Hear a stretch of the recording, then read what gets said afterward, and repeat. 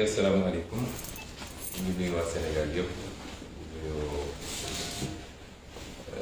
waa àdduna bi yëpp di nuyu aussi waa Casamance particulièrement ville de Ziguinchor bi nga xam ne yàlla def na may weer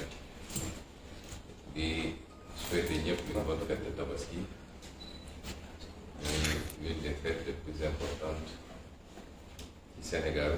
ak ci àdduna di leen ñaanal di ko ñaanal suñu bopp ñu fekk ko ak yu bëree bëri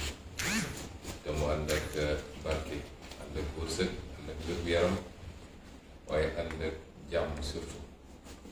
ndax lu waaye am tam jàmm rek je crois que am na ci manqué yu bëri di wax tamit ni fête bi ni mu waroon neexee en tout cas ci ñu neexee ko noonu parce que jamono jii ñu koy feete am na fii ci Casamance diggante Ziguinchor ak Bignona ñaari famille yoo xam ne ñu ngi dund naqar te dara tegu leen ko lu dul assassinat mooy rey boo xam ne rey bu nit tey la ñu def ko ci seeni doom mooy li xewoon ci manifestation pacifique waaye Macky Sall joxe ndigal pour ñu tiire ci ay nit ñoo xam ne yow ñu woon ngàndaay yow ñu woon dara li ci gën a métti nag mooy gannaaw liñ leen faagagalee ci anam boobu ba jamono ji ñu toll seeni mbokk mënuñoo jot ci seeni néew pour mu leen denc ñuy wax nag Sénégal ni nañu arbitre nañu anticiper ci yenn yi balaa muy jur loo xam ne dina doon musiba ndax tey procureur mi ngi nangu ay néewu jàmbur procureur Ziguinchor jamono jii ñuy wax moom ma nga dem toog Dakar ak njabootam di tabaski waaye bàyyi ñii ak seen naqar boo jëlee kaw Bignona bi ba léegi lànk nañu ne duñu delloo néew waaye lànk nañu wax sax nit ñi lan moo rey xale bi li ñuy wax genre de mort boo ñëwee fii si Bignona dañoo def seen rapport te def nañu autopsie ni xale bi li ko rey du bal waaye arme blanche ñu ne leen kon yoon may nañ ñu def ñuy wax contre expertise te contre expertise boobu famille bi am na sañ-sañu jaare ci avocat am tànn ak expert ñu tànn ak expert boo xam ne ci ñi gën a xarañ la ci Sénégal ndax chirurgien la médecin légiste la waaye c'est moom mooy le deuxième expert en balistique au Sénégal procureur lànk ne famille bi amul droit tànn expert ne day bind ordre des médecins ñu tànnal ko noonu expert mooy li mu dooroon te teg ko ci loo xam ne du dëgg ndax xam na ni xale bi dañ ko dóor bal te force de sécurité ñoo ko dóor bal lii injustice la ba famille yooyu tey xamuñu lan la ñu tabaski waaye muy benn injustice yu bëree bëri mooy saa su dara amee rek fii Casamance rawatina Macky Sall dina yónni ay itam ne leen dóor leen ay fetal ñu rey ay nit diggante mars 2021 ak tey 2022 juróom ñaari xale rey nañ leen ci manifestation yoo xam ne yoruñu dem na yoruñu dara loolu moo tax ma feddal li ma waxoon mooy Macky Sall dafa am problème ak Casamance ndax président de la République warul doxalee noonu ak benn pàcc ci réew te lii amul feneen fu muy am ci Sénégal waaye mu gën a garawati tey ku ñu jàpp ci manifestation Dakar li ñuy njëkk a laaj mooy ndax Casamance yi keroog dem nañu ci procès bi ñuy déglu nit ñi kenn ci xale yi ñëw na taxaw ci kanamu juge bi ak kanamu procureur Dakar ne ko biñ ma jàppee dañ ma laaj ñu ma tudd laaj ma sama carte d'identité may ma santu Casamance yi dugal ma ci fourgon ne ma yéen ñëpp ay rebelle ngeen loolu suñu force de l'ordre est-ce que loolu moo war a doon seen taxawaay te loolu mosul am fii ci Sénégal bi Sénégal bi nekk Sénégal bu léegi yu mel nii nag suñ ci anticipé wul yàq na ay réew yu bëree bëri ñii di wax nag naan Ousmane Sonko li mu wax dafa garaw dama ne quand on n'a pas le courage de dénoncer l'injustice il faut avoir la pudeur de se taire quand on dénonce l'injustice. Man kenn mënu maa booleeg Sénégal yàlla li ma may ci Sénégal defe naa du ma ne kenn am ko de waaye néew nañu ko am ñiy wax ñëpp bu ñu àndoon Bawol maa leen ëpp mbokk Bawol bu ñu àndoon Siin maa leen ëpp mbokk Siin bu ñu demoon Saalum noonu bu ñu demoon Gànjool maa leen fa ëpp mbokk bu ñu demoon Waalo maa leen fa ëpp mbokk parce que yàllaa ma may loolu ci ñi mu boole ci samay parents ba ma bokk fépp kon man mënuma am xalaat buy xaajale Sénégal waaye bu ma amee sañ-sañu taxaw fii Casamance wax li ma wax te doo dégg benn voix autorisée bu Casamance bu ne d'accord ma ak Ousmane Sonko c'est parce que dafa doon sentiment bu profond fi bu nit ñi di dund stigmatisation bi te lépp ci nguuru Macky Sall moo tax Sénégal yépp lay woo muy kuy Fuutaanke kuy Saalum Saalum kuy Bawol Bawol kuy Siin Siin ak foo bokk ne ñëpp jóg taxaw jàpp loxo Macky Sall ci lii mu commencé te instrumentalisation politique moo ko ci tax a jóg ndax dafa njëkk a commencé ci nedd ku bandum bëgg a gëmloo Fuutaanke yi ni ñoom dañu war a ànd ak moom ci kaw waaso et non pas ci kaw programme mu jógee nord nag daal di cibler le sud li may wax nii ku ñëw Casamance wëral fii lépp nga def sa sondage di nga xam ndax def du doon sentiment global baat boo dégg mu jib wax savant la mooy ñi ànd ak Macky Sall te poñetu àdduna poste yu ñu leen jox moo tax ñooñu nag li ma leen wax mooy nañu lekk li ñuy lekk te noppi ndax doo dégg mukk ñu ne yu mel noonu am na Casamance ñu ñëw taxaw ci kanam wetu population yi ma saw leen wala ñu dem Macky Sall mi ñu àndal ñu wax ak moom ne ko bàyyil doomu Casamance yi ngay rey loolu nag dafa war a jeex ñun Casamance ay mbokk la ñu ngi loolu la ñu xam suñu wax Casamance buñ ko rawale ci benn ethnie waaye dañ koy ñaanal fii am na quartier bu tudd Alwaar samay maam alpulaar yi ñoo ko fi sànc boo fa demee ñoo ko ëpp soo demee ay quartier wala quartier yëpp sax boobu nu mu tasaaroo di nga fi fekk Mankaan di nga fi fekk Manjaan di nga fi fekk Olof di nga fi fekk Séeréer di nga fi fekk keneen ak keneen loolu fii rek la am ñun amuñu problème yooyu waaye nag dañu jàpp ni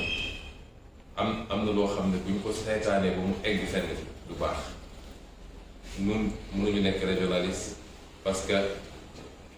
ku am yaayu Bawol am maam Fuuta am ay nijaay fépp ci Sénégal mënoo am loolu te suñu yéene mooy diriger Sénégal man diriger Casamance taxumaa jóg diriger Fuuta taxumaa jóg diriger Dakar taxumaa jóg président de la République du Sénégal laa ñaan yàlla mu def ma ko bu ko defee li ñu am ci xalaat ak yéene ci Sénégal ak ci Afrique ñu def ko ba ñëpp gis coppite bi loolu moo ñu tax a jóg kon tey feetu joie la tey bésu joie la bésu mbégte la bésu bànneex la waaye am na tey ay Sénégalais yoo xam ne amuñu bànneex boobu te leen ko xañ mooy li ñu faat seeni doom ba pare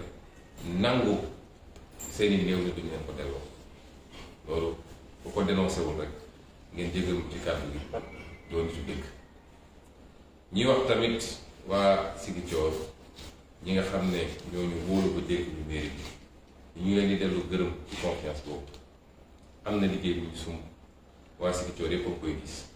juróomi weer rek la ñu defagum ci mandat bi te fu ñu jëm bu soobee yàlla Ziguinchor dina soppi ndax li ñu suñu gis-gis leer na suñu programme xam nañ ko ñoo ngi teg jéego yi nga xam ne moo ñu war a yóbbu fi ñu bëgg a jëm ñépp ñu gis li xew ci dëkk bi te lépp nag ci engagement wu Ziguinchor waaye ñun loolu la ñu gëm li ñu gëm mooy ni ñu ko gëmee fii lañ ko gëmee ci Sénégal tàllal loxo di yelwaan suba ngoon loolu defar bu réew li defar réew mooy waa réew mu takk seen digg gëm seen bopp nangu làmb seen poos ci li ñu bokk ñu xool ni ñu koy dajale ba defar seen réew loolu la ñu commencé expérimenter fii ci Ziguinchor bu ngeen seetee li jëm ci nettoyage su dëkk bi ak curage caniveau yi naam wax nañu ay entreprise ñu abal ñu ay matériel waaye volontaire dëkk bi ma leen delloo njukkal ay xale yoo xam ne woo nañ leen buy si ba léegi nii amul kenn kuñ ci jox 10 000 francs ñoo takk seen tubéy wag seen yére dem dugg ci caniveau yi dugg ci marché yi defar dëkk bi ba tey jii ñëpp xam nañ li muy taw si Ziguinchor bëri na waaye ñu ngi sant yàlla bi mu commencé taw ba léegi kenn déggul ni inondation amagul na ñu ñaan yàlla mu continuer noonu lañ ko fas yéene def ci leneen ak leneen ak leneen ba nga xam ne ñun waa dëkk bi ñooy defar suñu dëkk loolu mooy suñu gis-gis ci Sénégal mooy suñu gis-gis ci Afrique tàllal loxo la nga am ci alal nga seetaan ba tubaab bi ñëw jël ko wala quoi tàllal loxo ñu lay lebal nga tabax quelques ponts quelques yoon ñu naan félicitation te bor ba war a fee des suñuy sët ak suñuy sëtaat di ko fay loolu bokkul ci suñu gis-gis ci politique suñu gis-gis mooy alal gi ñu yàlla jox nañ ko téye d'abord ci or ci pétrole ci zircon ci leneen ak leneen gannaaw bi ñu ko téye ba mu dëgër ñu xool nuñ koy liggéeyee ba mu baax bu loolu weesoo nag ñu xool nuñ koy séddalee ba Sénégalais bu nekk am ci wàllam loolu mooy suñu gis-gis ci politique tey mairie bu ndaw lañu yor foofu la ñuy commencé waaye nag bis bu ñu yàlla wóoloo ko dénk juróom noonu lañ ko bëgg a doxalee téye d'abord suñu alal bu mu dëgër yor ko ci yorin bu rafet ba détournement du am sàcc alal du am waaye nag fexe ba ñëpp jot si loolu mooy suñu programme toujours ci Ziguinchor li may wax mooy tappal yi fi daan am jeex na man dama di maire boo xam ne neexaluma kenn population yi ñoo ma fal pour ma defar dëkk bi ci loolu laay liggéey nañ ma ko sante it dafa am ay règles yoo xam ne dañ ko tëral règles yooyu du ma ci mus a wàcc ku yaakaar ni yiñ doon def di def ay fausse facture dem commander ay ceeb rocc fekk xaalis bi ngay jëlaat ci suuf di ko distribuer wala def ay montage pour génne xaalis di ko distribuer nit ñi loolu du am ci man moo tax ñi yaakaar ni mun nañ def chantage si ñun yóbboo ñu dem tëddi nelaw ñi nga xam ne ay politiciens ñoo ne seen gannaaw di leen monter ñu foog ni mën nañu def pression man du ma politicien bu ñuy def pression wala bu ñuy def chantage coow bi am ci dëkkuwaayu étudiants yi bi ñëwee fii dañoo fekk loolu fi ñu ne dañ ko wéyal parce que rafet na bi ñu ci étudiants yi interpellé dalal naa leen ñu waxtaan ñu ne ñoom année passée 2021 boobu doonu ma maire am na loo xam ne maire bi fi nekkoon mënul woon fay ñoom ñu dem ci beneen acteur politique mu yëkkati xaalis fay léegi nag xaalis boobu la ñu bëgg ma rembourser leen may leen ni yéen xam ngeen ni enseignement supérieur du ci compétence su mairie préscolaire ak élémentaire mooy compétence donc mairie bi amul sax obligation pour defal leen waaye sama prédécesseur def na ko ma koy rafetlu ndax yéen ñëpp doomu Ziguinchor ne dañ leen di jàppale ci noonu ñu ne dañ ko wéyal waaye yow munoo jënd xaru tabaski chaque année benn waaye ñëw jënd xar tabaski may la ba benn at mu ne la mu aw moom lu ma jëndee xar tabaski keneen jógee fa la jëndal la xar tabaski weesu nga dellu si ne ko léegi danga may rembourser xar bi ma këlee jënd loolu est-ce que jaadu may leen li ñu fay ba pare weesu na il faut s'orienter vers l'avenir amee lu ñu kenn dara bailleur bi bu ñu interpellé dinañ ko fay tout de suite ci semestre bi nga xam ne moo dul parce que par 6 mois lañ koy fay kon loolu lan moo ci war a andi coow néew ñu leen duñ leen fayal loyer bi nañ ko fay man du ma def trésor ay faux mandat pour génne xaalis liquide di ko jox ay étudiants loolu du musa am mandat la ñuy def sur la base d'une facture d'un bailleur ñu fay bailleur bi man noonu lay fonctionner te facture boobu moo ko fi andi moo tax chantage boobu ci doon essayé def pour ñu yëkkati 5 millions jox leen ma fekk waxaat ko fii léegi moom mos a yëkkati 5 millions en espèce di ko jox ay étudiants ñu dem ci ko séddu bi ñu ne ñoom dañoo bëgg a defar ay nids superposés dama leen ne andi leen débit bi mairie bi xool nu mu leen di jàppale ngeen def nids superposés waaye xaalis lu mu ko génne di leen ko def waaye nag comme ñu ngi bëgg a andi coow décision bi ñu jël mooy bind naa le bailleur ba pare jaare naa ko par huissier le 2 novembre le contrat bi di jeex bu soobee yàlla le 2 novembre dañuy résilier contrat bi parce que amuñu benn obligation pour donner un numéro à des étudiants dinañ seet nag les étudiants les plus nécessités ñi nga xam ne ñu ngi ci ay jafe-jafe dinañ leen jox dans le cadre des aides sociales des bourses yu leen di jàppale foofu ñu nekk ci Dakar yeneen étudiants yi nga xam ne jëlal nañ leen logement muy Bambey ak Saint-Louis dinañu continuer fay les logements ni ñu ko doon fayee loolu parenthèse bu ndaw rek la woon ndax samay collaborateurs leeral nañ ko ba pare waaye dama bëggoon rek wax nit ñi ni ma koy defee fii laa koy defee bis bu ñu yàlla dénkee réew mi man du ma ko ñuy def chantage du ma ko ñuy menacer dawuma ci gannaawu électeur ba tax may def dul yoon tant que je serai maire de Ziguinchor les procédures seront strictement respectées fi may daanelee nag mooy lancer un appel aux Sénégalais de tous bords parce que le Sénégal est en danger faut que nit ñi xam ko le Sénégal est en danger te li andi danger bi mooy li ñu amoon ci base équilibre social depuis 12 ans depuis 10 ans maintenant c'est compromis parce que mosuñoo gis ci Sénégal ñu instrumentaliser comme ça discours boo xam day dem ci diine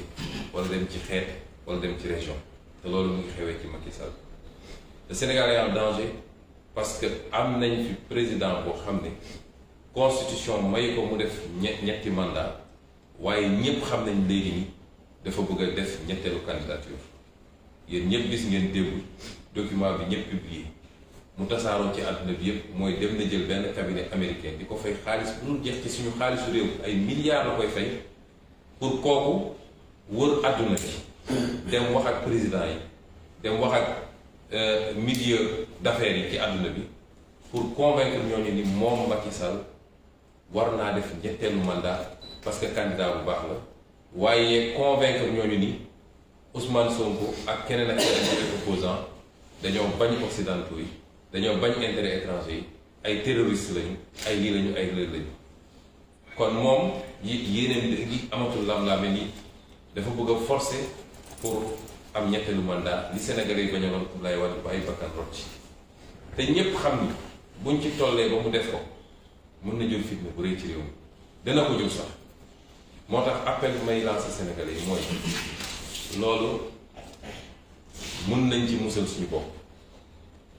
Sénégalais yi lay waxal loolu mën nañ ci musal suñu bopp naka lañ ciy musalee suñu bopp mooy tey jii la campagne électorale commencé bu soobee yàlla le 31 la ñuy wote bu Sénégalais yi wotee massivement pour opposition bi rawatina nag liste bi ma bokk man muy Yewwi Askan Wi def intercoalition ak Wallu bu ñu wotee massivement pour ñooñu ni ko waa France defee ba Macron tey amul majorité buñ ko defee ba Macky Sall ñàkk assemblée nationale coowal ñetteelu mandat jeex na Sénégal ma bamtu ko parce que c'est très important mun nañu musal suñu bopp ay fitna ay jéeye yoo xam ne xeex dina am bakkan dina roj ay nit nañ ci gaañu mun nañ ko musal suñu bopp te loolu soxlawul ñu xaar ba 2023 soxlawul ñu xaar ba 2024 mën nañ ko am ci 2022 bii mu ngi jaar ci lan mi ngi jaar ci yow Sénégalais bi su dee bëggoo Macky Sall yee fitna ci réew mi ci ñetteelu mandat am nga possibilité ci le 31 juillet bii ñu dëgmal nga xam ne ci la ñuy dem vote ji élection législative pour xam kan mooy téye assemblée nationale am nga possibilité boobu mooy su ngeen votelee Yewwi Askan Wi ci coalition bu mu def ak Wallu ba jox ñu majorité absolue assemblée nationale coow loolu dina jeex ndax Macky Sall dootu fi tudd ñetteel mandat at bi koy desee ak ñeenti weer yi koy desee ci réew mi dina xool lu muy jubalee rafetal taxawaayam daal di dem mais ak ci jàmm ak salaam te coow bu jib ñi leen di wax nag nii opposition bu jëlee majorité ci assemblée nationale réew mi day taxaw wax ñu leen lu am de opposition bu responsable bu jël assemblée majorité loolu may réew loolu may réew ki nga xam ne moom la ñu jiital ci boppu réew mu xam ni amul sañ-sañ boo xam ne lu ko neex def ci réew mi amatul sañ-sañ ku ko neex mu dóor ku ko neex mu tëj ku ko neex mu jox ko ay milliards ci xalal réew mi lu ko neex mu signé loolu amatul sañ-sañ bi loolu mooy andi équilibre ci réew mi bu dee nag gannaaw dàq fitna bi mu tudd bu dee yéen Sénégalais bëgg ngeen am lu leer nañ ci réew mi ni ñu ko yore woon ci jamono jooju yëpp te lu ñu mën a taxawal ci ay commission d'enquête parlementaire suñu pétrole suñu gaz suñu zircon bi suñu géej gi ñu jaay suñu suuf si ñuy joxe su dee bëgg ngeen loolu lépp leer jox leen opposition bi majorité absolue ànd ak li muy yombal Macky Sall dootul ñeme yëkkati kàddu bu mu waxee lu jëm ci troisième mandat ci Sénégal kon élection bi ñu dëgg moo ëpp solo sax élection 2024 ndax moo mën a musal Sénégal ba faw ngeen war a xam nag ni àdduna yépp mu ngi jël bëtam teg ko ci Sénégal àdduna yépp ñii parce que seeni intérêt yu rëy rëy la yoo xam ne Macky Sall signal na leen ay contrat yoo xam ne yu bon a bon ci Sénégal la waaye lu baax a baax ci ñoom ña ca des parce que am nañu njàqare ci démocratie ak stabilité Sénégal parce que Sénégal dafa mos a nekk réew mu stable malgré problème yi ñu ci am kon yow citoyen Sénégal bi bul rater rendez-vous bi nañu farlu suivre campagne bi ba su 31 ba ñépp génn taux de participation bi doon taux de participation exceptionnel ñu voté massivement pour l'opposition loolu mooy jàmmu Sénégal loolu mooy andi stabilité définitivement ci réew mi lii lañu bëggoon waxtaanee ak yéen mbokk yi ci réew mi waaye ci fii si Ziguinchor ak ci wax joo xam ne saa su taxawee rek dañuy bëgg a fexe ba créer benn dossier bu bees ci Ousmane Sonko may wax nag ni man kenn mënu maa booleeg Sénégal man ak Sénégal mooy jën ak géej gi man fu ma dem ci Sénégal sama kër la fu ma dem Sénégal sama région la ethnie boo jël Sénégal sama ethnie la loolu yàllaa ma ko may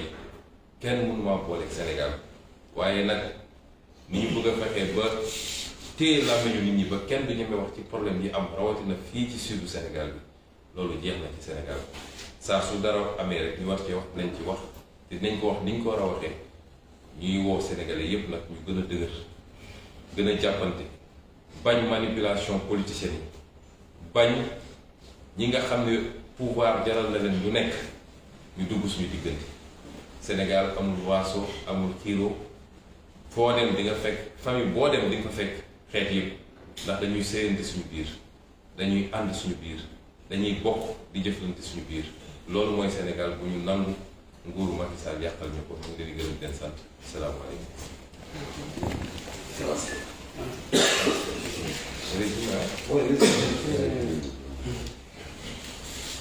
Chers compatriotes sénégalais, chers amis africains, je profite de cette occasion qui est la fête de la Tabaski pour vous saluer d'abord et vous souhaiter une très bonne fête de Tabaski. Certes, la Tabaski est une fête musulmane, mais elle transcende la communauté musulmane. Et au Sénégal, elle se fête de la même manière que Pâques, Noël et toutes les autres fêtes. La Tabaski et la Korité sont fêtées par tous les Sénégalais, quelle que soit leur obédience. Donc à tous les Sénégalais, musulmans comme chrétiens, à tous les Africains, je souhaite une très bonne fête de Tabaski. C'est une fête, et comme son nom l'indique, ça devait renvoyer à la joie, à la félicité, à la symbiose nationale. Mais malheureusement aujourd'hui, singulièrement ici en Casamance, il se trouve des familles qui ne peuvent pas fêter comme toutes les autres familles, pour la simple raison qu'elles sont encore dans un deuil non consommé. Il se trouve des familles dont les enfants, les fils ont été lâchement assassinés lors de manifestations pacifiques. Des jeunes qui manifestaient sans armes, sans même des pierres, et bien après la manifestation d'ailleurs, ont été lâchement assassinés. par les forces de défense et de sécurité commandées par le président Macky Sall lui-même. Il se trouve que ça devient assez répétitif en Casamance. De mars 2021 à aujourd'hui, 7 jeunes ont été assassinés parce que simplement ils manifestaient ici en Casamance. D'autres ont été torturés, malmenés. Il y en a un d'ailleurs qui vient de sortir de l'hôpital, il a été gravement torturé. Cela est inadmissible, il faut y mettre un terme. Mais au-delà, ce qui se passe, c'est cette stigmatisation des Casamancés. Et quand je parle de Casamancés, ça va au-delà d'une ethnie. C'est seuls les ignares qui ne connaissent pas la Casamance qui pensent que la Casamance rime avec une ethnie. Vous avez toutes les ethnies condensées ici en Casamance. Vous avez des quartiers entiers qui portent, qui ont été fondés par des ethnies qui sont venues du nord du pays, du centre du pays pour venir s'installer. La Casamance est la région la plus cosmopolite, particulièrement la région de Ziguinchor et la ville de Ziguinchor. Et cette stigmatisation des Casamancés se manifeste par un ciblage lors des arrestations dans les manifestations. Je ne parle même pas de la Casamance, mais à Dakar et ailleurs, où des forces de défense et de sécurité se permettent de traiter les ressortissants de la Casamance arrêtés dans des manifestations systématiquement de rebelles et de les malmener. Personne ne nous a de dénoncer ces pratiques. À tous ces moralisateurs qui profitent de ma sortie pour rier sur les médias et décréter des propos d'une extrême gravité, je leur dis, vos leçons, vous pouvez vous les garder.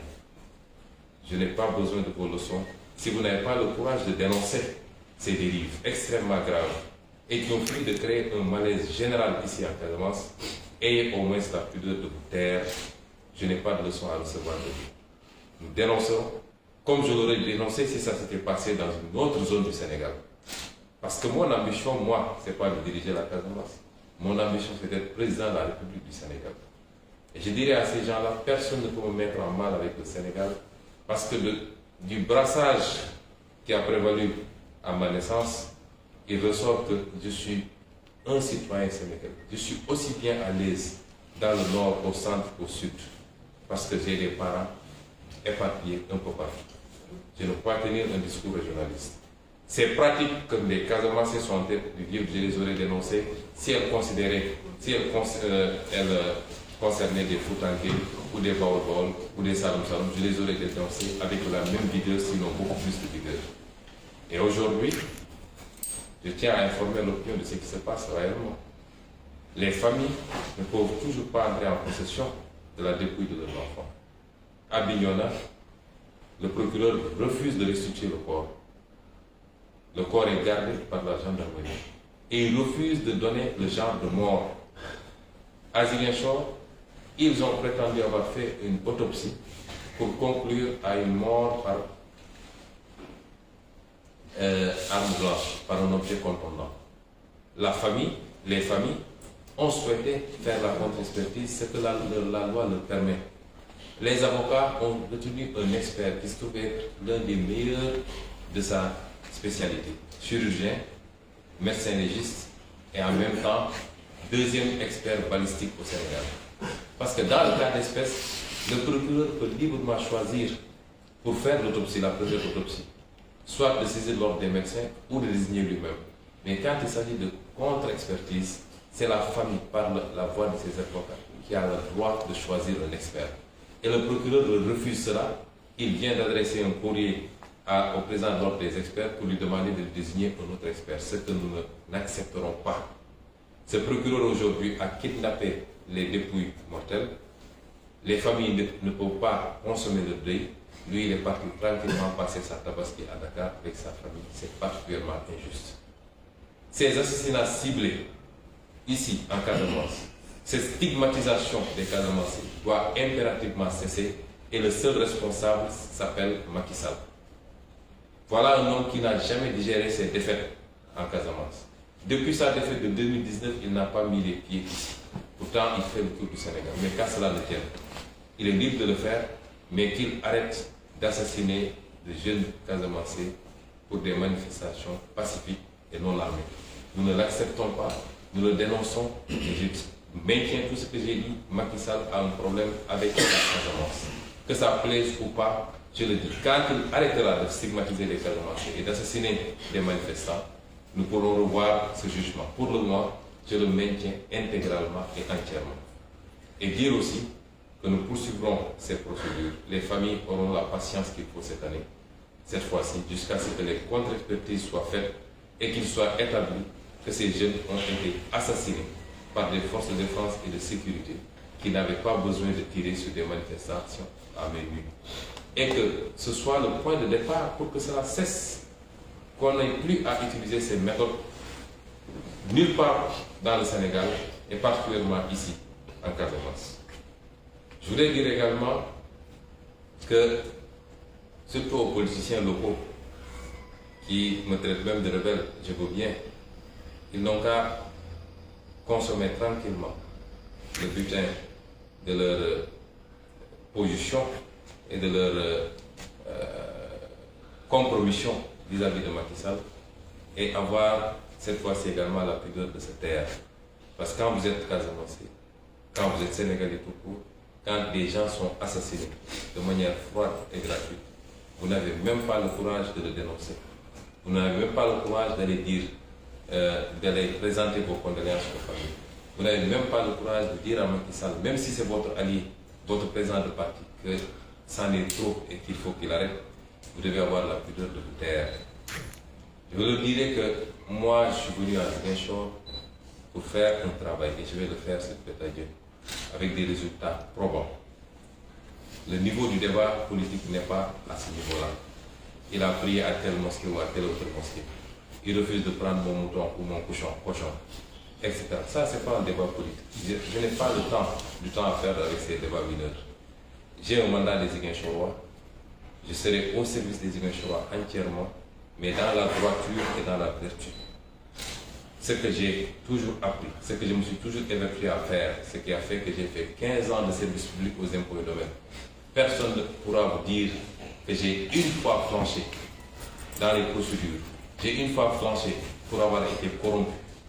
ou alors que je me serais livré à de la concussion. C'est la même chose que j'appliquerai ici, à Ziguinchor, et demain c'est la même chose que j'appliquerai si je suis président de la République du Sénégal.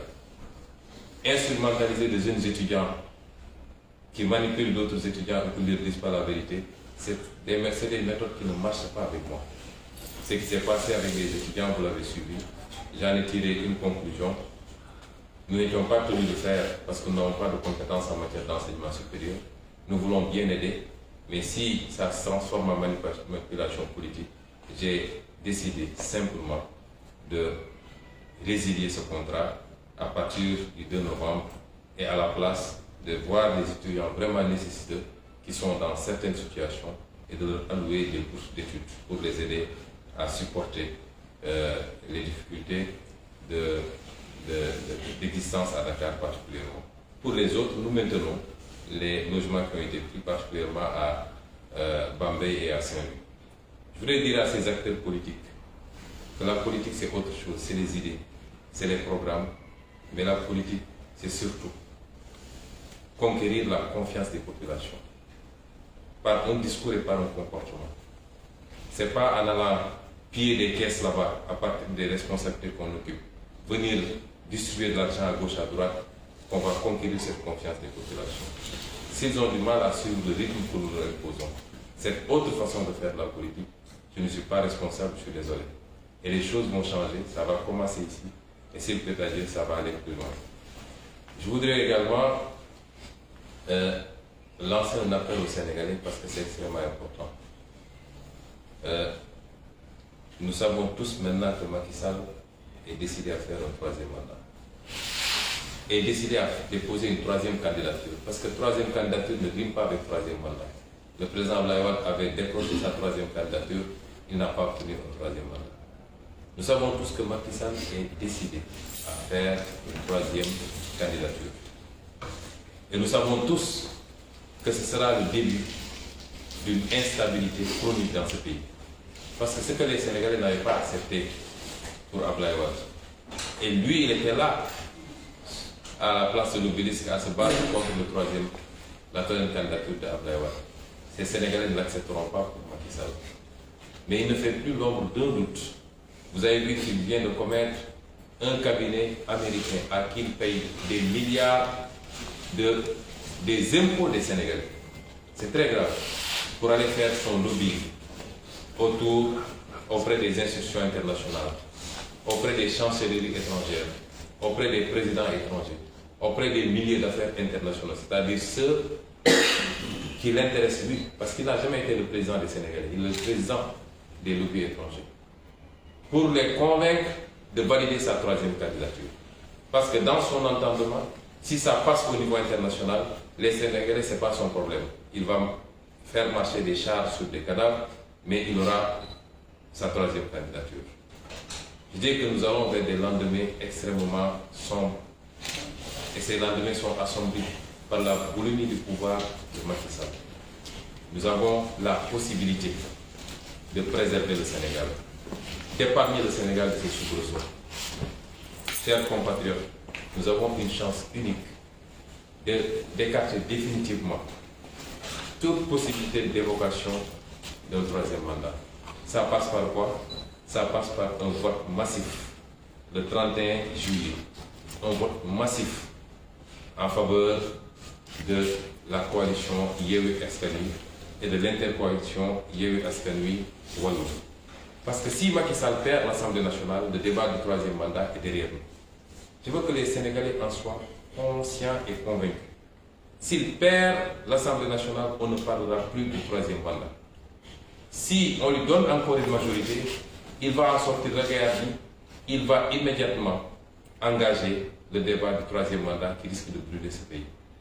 Est-ce que nous souhaitons cela? Absolument non. Et à ceux qui vous disent que si l'opposition est majoritaire, le pays sera bloqué. Dans combien de pays l'opposition est-elle majoritaire? Aujourd'hui en France, le président Macron n'est plus majoritaire, il a une majorité relative mais pas absolue. Aux États-Unis, à toute élection de mi-mandat, à 90%, c'est l'opposition qui arrive majoritaire au Sénat et au Parlement. Et ça n'a jamais bloqué le pays. Si vous voulez aujourd'hui, au-delà de l'aspect stabilité du pays, si vous voulez également que nous commencions tous à travailler, à se réapproprier notre pays, à avoir toute la lumière qu'il faut sur la manière dont ce pays a été géré, particulièrement dans la gestion de nos ressources naturelles. Par rapport à la corruption, vous entendez des proches du président qui gardent des milliards dans le chambre, alors que le Sénégalais, le petit gourgour, ne peut pas se payer un mouton. Par rapport à la gestion de tous les secteurs socio-économiques de ce pays, il faut confier l'Assemblée nationale à la majorité. Ce sera confier l'Assemblée nationale à l'opposition. Donner la majorité à l'opposition. Ce sera une opposition responsable qui ne bloquera pas le pays, mais qui encadrera les pouvoirs du président Macky Sall. Parce que comme dit l'adage, pour que la démocratie marche, il faut que le pouvoir puisse limiter le pouvoir. Or, vous avez vu que la justice et une bonne partie de la justice est phagocytée par le pouvoir exécutif. Vous avez vu que l'Assemblée nationale n'a été l'ombre que d'elle-même pendant ces 5 dernières années. Si vous voulez avoir un contre-pouvoir, il faut aujourd'hui faire confiance et voter massivement à l'opposition, qui pour les 15 ou 16 mois qui resteront pour les mandats, le second mandat et dernier mandat de Macky Sall, cette opposition-là se chargera d'encadrer de manière très responsable l'exécution du pouvoir et des décisions exécutives. C'est cela que je voulais délivrer comme message. Nous vous remercions encore une fois. Nous vous souhaitons une bonne fête et nous vous demandons, quelle que soit votre écoute, quelle que soit votre région, quelle que soit votre appartenance, nous vous demandons de dire non à cette volonté clairement exprimée par Macky Sall de compromettre l'un des rares acquis extrêmement solides du Sénégal, c'est-à-dire notre cohésion sociale. Disons non qu'on soit du nord, du centre ou du sud, qu'on vive au Sénégal ou à l'étranger, levons-nous comme un seul homme et disons stop à cette instrumentalisation des régions ou des ethnies pour faire de la politique. Je vous remercie et vous souhaite une bonne fête. Merci.